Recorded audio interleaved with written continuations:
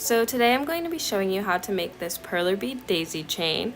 There are also a lot of other crafts that you can make using this, like necklaces or earrings.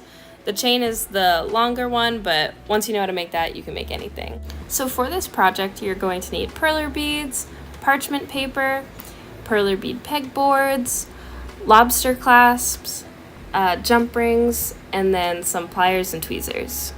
So the first thing that you're going to want to do is grab your pegboard, and you want to make sure that the board's pegs are staggered like this one, because if they're lined up straight, you won't be able to make the flower pattern.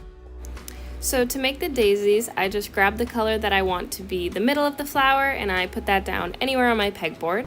And then I take the color of the petals and I just completely surround that middle bead. You can repeat this as many times as you want. I usually make the chains from 15 to 20 flowers.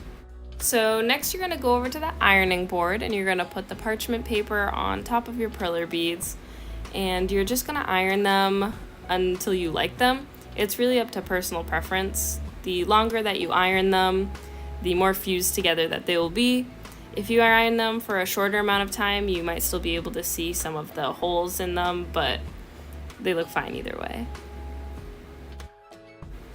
So this is kind of where I stopped ironing and decided that it was fine and I liked how fused together that they were.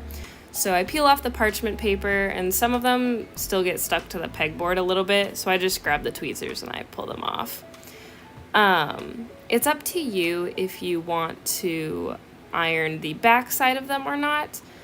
You can see that the opposite side, you can still kind of see the shape of the perler bead. So if you want it to look more like this flower chain, I just grab another piece of parchment paper and I iron both sides of the flowers.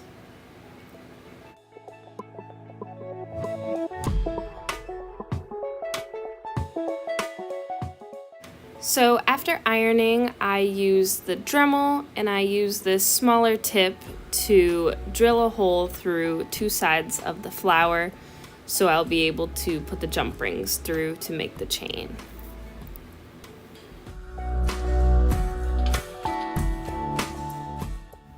If you decided to not iron your flowers as flat and you can still see some of the holes, you can just grab one of the pointier tools to make the holes a little bit bigger, so you'll be able to get the jump rings through, and you can just skip the step of the Dremel.